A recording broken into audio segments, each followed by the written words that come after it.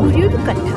জয় দেবী জয় জাগন মাতা হে, কল্যাণকারিণী তুমি, নম মাতা ষষ্ঠী হে।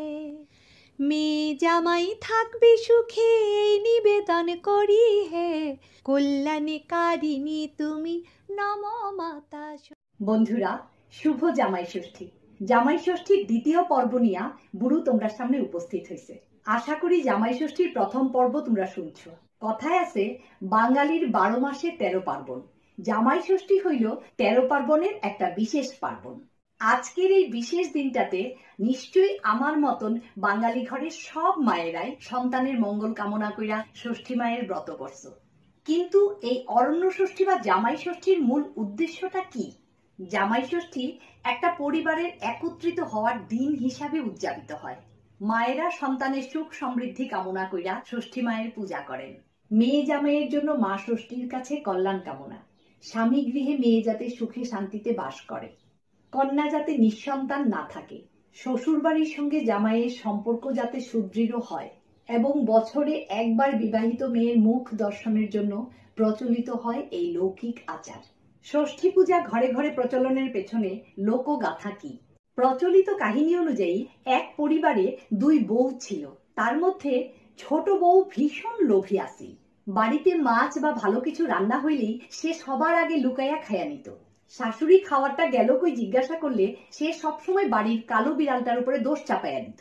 এতে ওই গৃহস্থ বাড়ির বিড়ালটার অনেক মারধর সহ্য করতে হয়েছে। এদিকে বিড়াল হইল গিয়া মা ষষ্ঠীর বাহন। নিজের সম্পর্কে মিথ্যা অভিযোগ সহ্য করতে না পাইরা বিড়াল মা ষষ্ঠীকে সব জানাইল।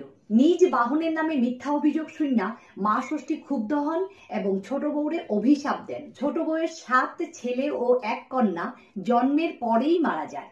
এতে শ্বশুর বাড়ির সবাই মিল্লা ছোট বউরে অলক্ষী কুলক্ষণা কইয়া বাড়ির থেকে বাইর কইরা দেয়। ছোট বউ মনের দুঃখে বনে বনে ঘুরতে থাকে। মায়ের দুঃখে কাতর ষষ্ঠী দেবী এক বৃদ্ধার রূপে ছোট বউয়ের সামনে গিয়া তার পূর্বের আচরণের কথা মনে করাইয়া দেন। নিজের ভুলের ক্ষমা চাইলে মা ষষ্ঠী ছোট বউয়ের সন্তানরারে ফিরাইয়া দেন।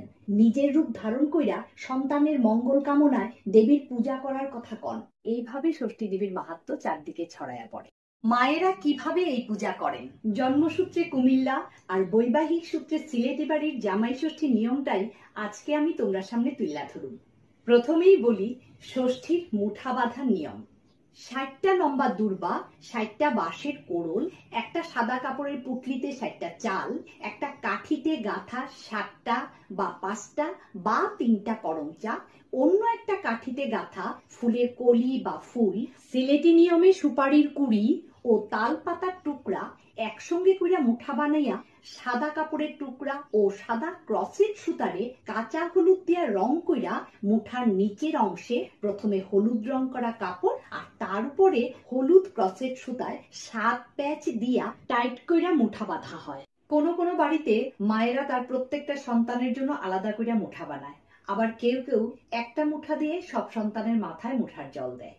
ষষ্ঠীর দিন ভোরবেলা সন্তানের মায়েরা উপবাস থাইকা একটা পাত্রে কইরা মুঠা, গোটা ফল এবং তালপাতার পাখা নেয়। অন্যদিকে একটা পূজার থালায় গোলা সিঁদুর, কাঁঠাল পাতায় কইরা কাটা ফল, কাঁচা হলুদ দিয়া রং করা সাদা কাপড়ের টুকরা ও ক্রসেট সুতা এবং ফুল নেয়। বাড়ির পুকুর পাড়ের ধারে বা বাড়ির উঠানে সিলেটি নিয়মে পাট গাছ আর কুমিল্লার নিয়মে চেঙা গাছ পোতে এবং গাছের নিচের অংশ লেপা হয়। গাছের প্রত্যেকটা পাতায় মায়েরা তার সন্তানের নামে গিট দেয় এবং পরে সেই গিটগুলোরে একসঙ্গে কইরা হলুদ রাঙা কাপড় জড়াইয়া তার উপরে সুতার 7 প্যাচ দেয়। এইবার গাছের সিঁদুরের ফোঁটা লাগাইয়া গাছের সঙ্গে কোলাকুলি করে ও পাখা দিয়া বাতাস দেয়। পরে কাঁঠাল পাতায় ভোগ লাগাইয়া ধূপকাঠি ও প্রদীপ জ্বালাইয়া পূজা করে। এইভাবেই মায়েরা পাট গাছ বা চেঙা গাছরে অরণ্য ষষ্ঠীর প্রতীক হিসাবে পূজা করে থাকে। ফ্ল্যাট বাড়িতে এই পূজা আমি আমার বারান্দায় করছি। পূজা শেষে মায়েরা পুকুরে স্নান করার সময় নাভিতে মুঠার পাত্র ও তালপাতার পাখা রেখা জলে ডুব দেয় এবং নাভির জল মুঠার পাত্রে নিয়া স্নান শেষ কইরা ঘরে জোকার দিয়া প্রবেশ করে। ষষ্ঠী দেবীর নামে মঙ্গল ঘট স্থাপন করে। যদিও অনেক আগে মাটি দিয়া মা ষষ্ঠী তার 7 ছেলে মেয়ে ও বিড়াল বানাইয়া পূজা করার প্রথা ছিল।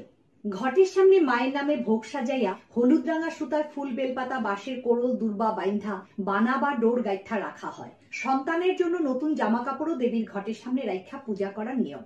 পূজা শেষে মেয়ে জামাই ও অন্যান্য ছেলে মেয়েদের বসাইয়া কপালে চন্দন বা দইয়ের ফোঁটা দেয়।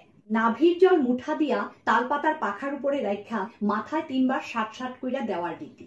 জামাই ও ছেলেদের ডান হাতে এবং মেয়েদের বাঁ হাতে বানা বা ডোর বাইন্ধা দেয়। তারপর পাখা দিয়া সন্তানরারে হাওয়া করে আর মুঠার চালের পুটলি ছিঁড়া চাল খাইতে দেয়। ধানদুব্বা দিয়া জামাই ও সন্তানরারে আশীর্বাদ কইরা হাতে নতুন কাপড় ও একটা গোটা ফল উঠাইয়া দেয়। এরপরে ঠাকুরের প্রসাদ ও মন্ডা মিঠাই খাইতে দেওয়া হয়। দুপুরবেলা জামাই মেয়েরে ভুরিভোজ করানো হয় রকমারি খাদ্য সামগ্রী দিয়া। এই তো গেল শাশুড়িরা ওই দিন কিভাবে জামাইয়ের আপ্যায়ন করেন। তাই বইলা কি বাঙালি ঘরের জামাইরা শাশুড়ির নেমন্তন্ন পাইয়া খালি হাতে শ্বশুরবাড়ি দৌড়াইয়া আইয়ে? মোটেই না। সারা বছর জামাইরাও এই দিনটার জন্য অপেক্ষা করে। সেই দিন জামাইরা ধুতি পাঞ্জাবি পইরা হাতে মিষ্টির হাড়ি, বড় মাছ, সাথে শাশুড়ি মায়ের জন্য পছন্দের শাড়ি নিয়ে শ্বশুরবাড়ি উপস্থিত হন। মনে হয় যেন বছরের এই বিশেষ দিনটাতে সমস্ত জড়তা কাটাইয়া জামাইরা শাশুড়ি মায়ের পছন্দের ছেলে হওয়ার চেষ্টায় থাকে। মেয়েরে কাছে পাওয়ার জন্য এই জামাই ষষ্ঠীর রীতি। মায়েরা তাদের সাধ্যানুসারে জামাইদের এই দিন খাতিরদারি করে। কিন্তু আধুনিক যুগে এই জামাই ষষ্ঠীর ব্যতিক্রমও দেখা যাইতাছে। সামাজিক নিয়মে মেয়েরা শ্বশুর বাড়ি যায়, সেইখানে নানান প্রতিকূলতার মধ্যেও মেয়েরা নিজেদের জীবনকে খাপ খাওয়াইয়া নেয়। বছরে একদিন যদি জামাইরা ছেলে হিসাবে শাশুড়ি মায়ের কাছে আদর পায়, তাইলে বৌমারা কেন শাশুড়ি মায়ের কাছে মেয়ে হিসাবে আদর পাইতো না? তাই আজকাল বৌমা ষষ্ঠীরও প্রচলন হয়েছে, বিশেষ করে যাদের ঘরে মেয়ে নাই। জামাই ষষ্ঠীর প্রতিটা নিয়ম বিশেষ অর্থ বহন করে। যেমন জামাই ষষ্ঠীর প্রথা অনুযায়ী হাতে ডোর বা বানা বাঁধার অর্থ কি?